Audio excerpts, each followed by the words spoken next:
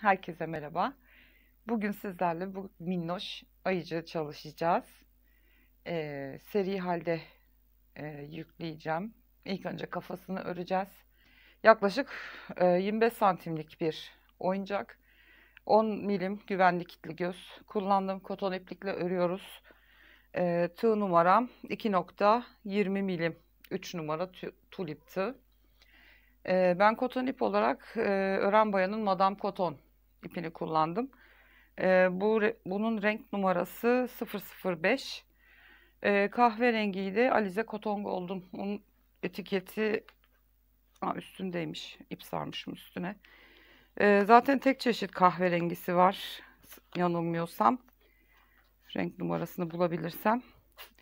493 bunun da renk numarası.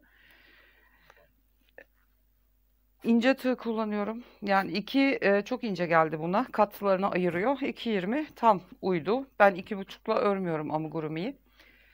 Çünkü doldurduğum zaman aralarının ayrılmasını istemiyorum. Dediğim gibi 10 numara kitli göz ve elyafa, boncuk elyafa ihtiyacımız var. Şimdi dilerseniz ipimi hazırlayayım. Geliyorum ve kafamızı örmeye başlıyoruz. Evet arkadaşlar. İpimi aldım. Alttan yukarıya doğru kıvırarak bir sihirli halka oluşturuyorum.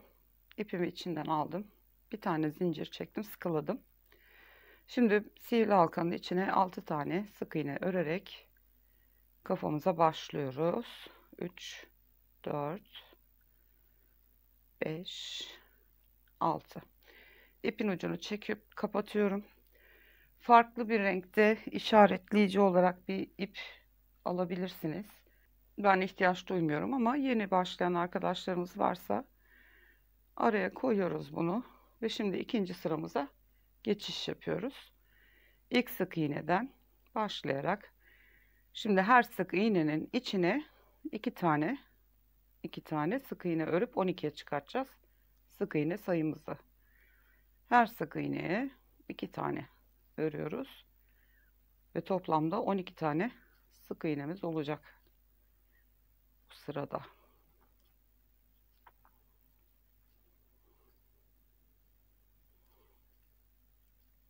Evet, işaretleyiciyi arkadan öne alıyorum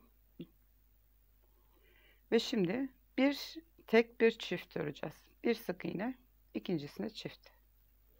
Artık birçok insanın bunları bildiğini varsayarak bir tek bir çift, iki tek bir çift diye gideceğim.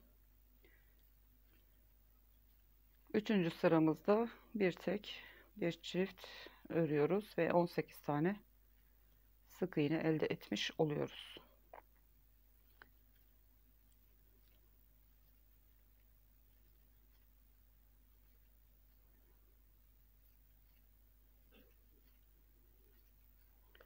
Evet, sıra sonuna geldim. İşaretleyicimi tekrar arkaya atıyorum. Şimdi iki tek bir çift öreceğiz. Bir, iki tek bir çift örüyoruz. İki tane tek, bir tane çift. Ve böylece bu sırada sayımız 24'e yükselmiş olacak. İki tek bir çift örüyoruz.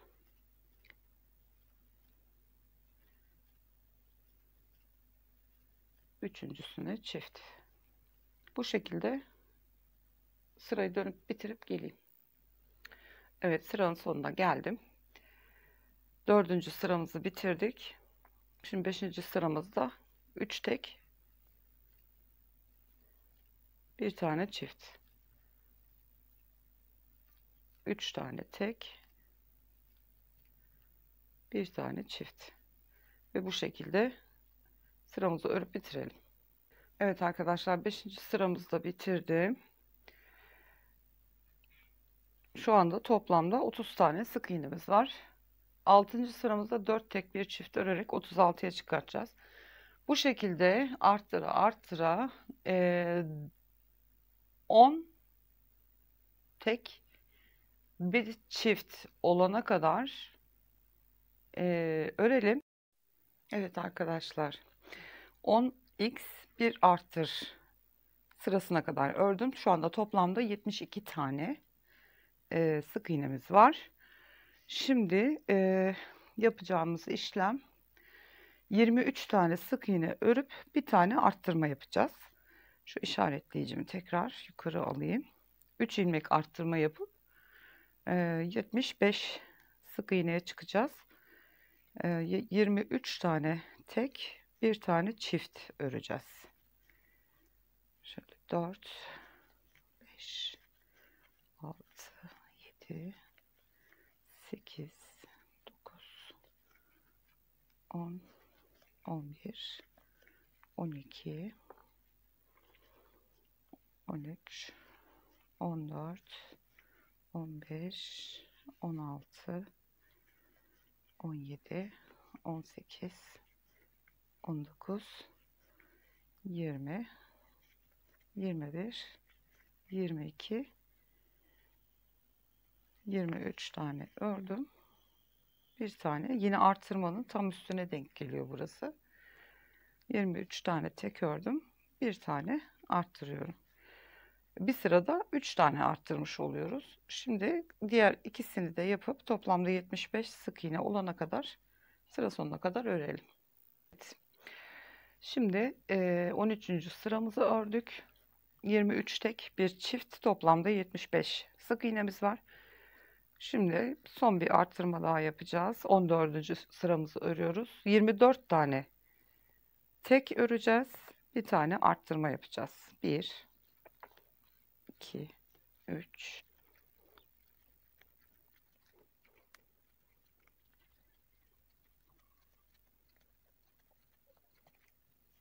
24 tane tek ördüm. Yine çiftin üstüne denk geliyor. Ve çiftimi örüyorum. 24 tane tek, bir çift ördüm. Şimdi sırayı tamamlayalım. 24 tek bir çift, 24 tek bir çift örüp sıramızı bitirip gelelim. Evet arkadaşlar, 24 tane tek, bir tane çift, 3 tekrardan şu anda toplamda 78 tane sık iğnemiz var. 14 sıra ördük. Şimdi 15. sıra dahil, 25. sıra dahil toplamda 11 sıra bu 78 tane ilmeği hiç arttırma eksiltme yapmadan 78 ilmeğimizi 11 sıra boyunca örelim. Ondan sonra 26. sırada tekrar birlikteyiz. Eksiltmelere geçeceğiz. Evet arkadaşlar. Şimdi ben arttırmadan sonra 11 sıramı 78x olarak, 78 sık iğne olarak 11 sıra ördüm ve şu anda işaretleyicimin olduğu yerdeyim. Şimdi artık kesmelere geçeceğiz. Geçmeden evvel şu gözlerimizi de takalım. Arka tarafta kalacak. Dikişi oradan başlayacağız çünkü. Şöyle öne gelecek şekilde şu tepe noktasından, sık iğne başladığımız yerden aşağıya doğru, yukarıdan aşağıya doğru 18 sıra sayıp 18 ile 19. sıranın arasına takıyoruz gözlerimizi. 10 milim kilitli göz, güvenlikli kilitli. Şimdi ilkini şöyle göz hizası yerini ayarlayın. Arkada kalacak şekilde başlangıç yerimiz. İlk gözümüzü takalım. Şu şekilde. Arkasına kilidini de takıyorum. Daha sonra uğraşmamak için. Ay takamadım. Bunlar Avrupa göz olduğu için kilitleri çok sağlam. Yerli göz kullandığım zaman mutlaka şu siyah uçlarını çakmakla yakıp bastırıyorum geri çıkmasın diye. Evet, şimdi taktık. 8 sık iğne aralık bırakıp ikinci gözümüzü takacağız. 9. sık iğnenin içine gözümüzü takıyoruz. Yukarıdan aşağıya 18 sıra sayıp 18 ile 19'un arasına 8 sık iğne arayla takıyoruz.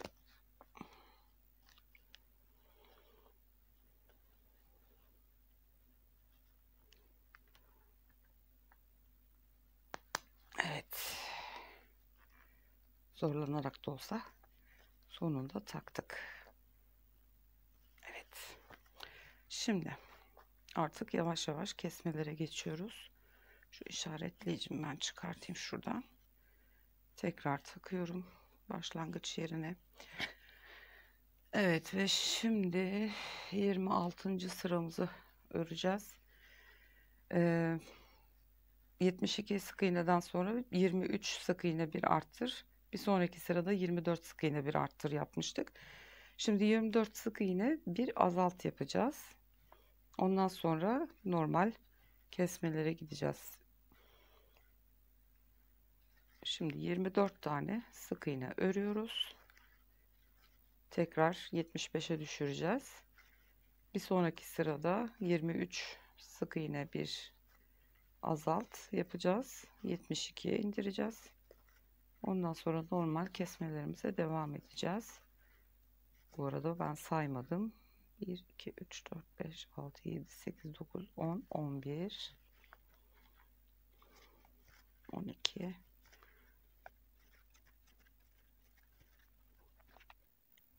Evet, 24 tane sık iğnemizi ördük.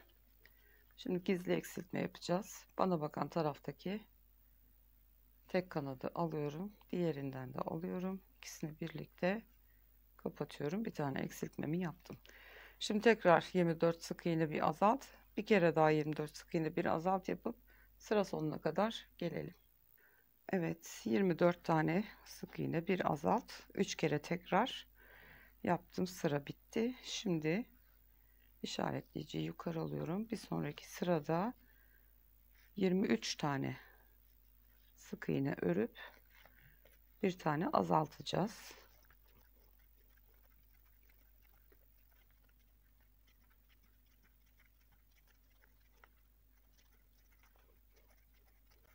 Evet, 23 tane ördüm. Bir önceki kesmem burada. Bir önündeki ilmekle bir önceki sırada kestiğimi birer katlarını aldım ve gizli eksiltme olarak yaptım.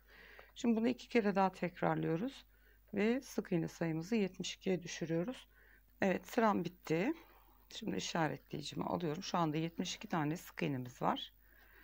Şimdi arttırma yaptığımız gibi şu anda normal eksiltmelerimize geçeceğiz. 10 sık iğne bir arttırla bitirmiştik. Şimdi 10 sık iğne bir eksiltme ile başlıyoruz eksiltmelerimize ve 72 sayısını 66 sık iğneye düşürüyoruz. 2 3 4 5 6 7 8 9 ve 10. Şimdi burada bir tane kesiyoruz. Bu şekilde 10 tane sık iğne bir kesme, 6 tekrar sıra sonuna kadar örüp gelelim. Evet, bitirdim ben sıramı. Şimdi işaretleyiciyi yukarı alalım. Şimdi 9 sık iğne bir eksilt yapacağız ve 66 sayısını 60'a indireceğiz. 1 2 3 4 5 6 7 8 ve 9. Gördüğünüz gibi bir önceki eksiltmemiz burada. Bir önündekiyle zaten eksiltmeler hep bir hizada gidecek. Bakın gizli eksiltme olduğu halde şöyle ufak yatay bir çizgi halinde görünüyor. Bu şekilde devam edecek. Şimdi 9 tane ör, bir tane eksilt, 6 tekrar yaparak 60 tane sık iğneye indireceğiz. Sıra sonuna kadar örüp gelelim. Evet arkadaşlar, 29. sıramızı da ördük. Şimdi 30. sıramıza geçiyoruz. Bu sıramızda da 8 tane örüp bir tane eksilteceğiz ve ilmek sayımızı 54'e indireceğiz. 1 2, 3, 4, 5, 6, 7, 8. 8 tane örüp bir kere kesiyoruz. İlkini yaptık. 5 tekrar daha yapıyoruz. Toplamda bir sırada 6 tekrar yapıyoruz bu işlemleri. Şimdi sıra sonuna kadar ilmeklerimizi örelim. 54 sık iğne olarak bu sıramızı tamamlayalım. Evet arkadaşlar, 30. sıramızı da bitirdik. 8 tane ördük, bir kestik ve şu anda 54 tane sık iğnemiz var. Şimdi 31. sırada 7 ör, bir kes yapacağız ve sayımızı 48'e düşüreceğiz. 1, 2,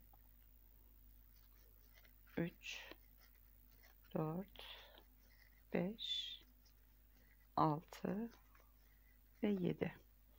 7 tane örüyoruz.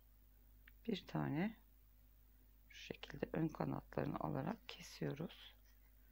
Bu şekilde sıra sonuna kadar örüp 48 tane sık iğneye ulaşalım. Evet arkadaşlar, sırayı bitirdim. 48 tane sık iğnem var şu anda. Ve şimdi 32. sıraya geçiyoruz. Bu sırada da 6 ör, bir kes yapacağız. Ben yine bir kere göstereyim. 1, 2, 3, 4, 5 ve 6. 6 tane örüyorum. Bir tane gizli kesme yapıyorum. Bu sırayı da bu şekilde 6 ör bir kes yaparak 42 sık iğneyi elde edelim. Evet. Sırayı bitirdim. Ve şu anda 42 tane sık iğnem var. 33. sıramızda da 5 tane örüp bir tane kesip 36'ya düşeceğiz.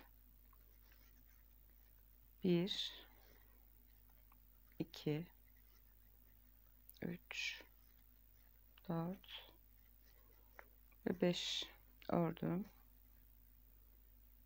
Bir tane kesiyorum.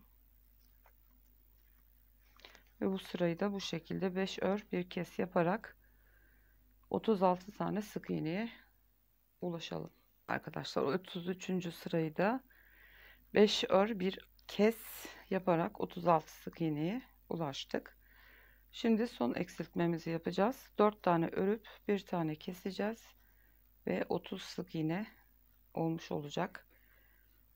34. sıramızda bu son kesmemiz. Boyun kısmında 30 tane sık iğnemiz olacak. 2, 3, 4 tane örüyoruz. Bir tane kesiyoruz. Gördüğünüz gibi kesmelerimiz şurada bir hizada belli oluyor zaten. Bu sıramızda şimdi 4 ör bir kes yaparak 30 sık iğneye ulaşalım. Evet, 34. sıramızı da 4 tane sık iğne, yani bir azalt yaptık ve şu anda toplamda burada boyun kısmında 30 tane sık iğnemiz var. Kesme işlemimiz bitti. Şimdi bir sıra 35. sırayı da hiçbir şey yapmadan 30 tane sık iğnemizi örelim bir sıra daha. Ondan sonra içini dolduracağız. Evet arkadaşlar, bir sırada 30 sık iğneyi hiçbir şey yapmadan bir sıra döndük. 35 sırada kafamız bitti. Şimdi şu işaretleyiciyi çıkartalım. İpimizi çok fazla uzun bırakarak kesmeye gerek yok. Bedende bırakacağız. O yüzden şunu şöyle buradan kesiyorum. Bir tane zincir çekiyorum. Sıkıştırdım. Ve bunu şöyle, hani burası çok kalkık durmasın diye yanındaki ilmeklerin içten dışa doğru tığımı batırıp bu ipi içeri alıyorum. Şöyle bu iç kısımda kalacak. Şimdi elyafımızı doldurup kafamızın şeklini verelim. Şu anda hiçbir şeye benzemiyor tabi. Birinci sınıf kalitede boncuk elyaf kullanıyorum. Kar beyaz. İkinci kalite olanlar böyle grimsi, mavimsi bir rengi oluyor. Ben onları almıyorum. Çünkü çocuklarımız için ördüğümüz için bunları tamamen sağlıklı olması için her şeyin en iyisini almaya çalışıyorum. Organik olması için. Evet, şimdi elyafımızı avucumuzun içinde başımızı döndürerek şöyle her tarafına eşit miktarda sıkı sıkı dolduralım.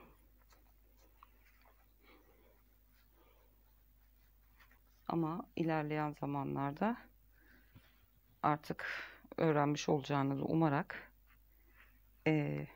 bu kadar çok hani elyaf doldurmayı falan gösterip videoları uzatmak istemiyorum. Çünkü amigurumi örmek zaten vakit alıyor. Videolar çok uzun olacak. Eğer her ayrıntıyı, her sırayı örerek devam edersek anlaşılır yerleri zaten gayet rahat örüp ilerleyebilirsiniz.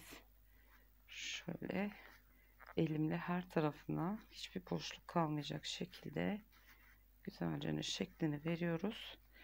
Böyle gördüğünüz gibi toz toparlak bir kafamız oldu. Daha sonra gözleri içeri alacağız.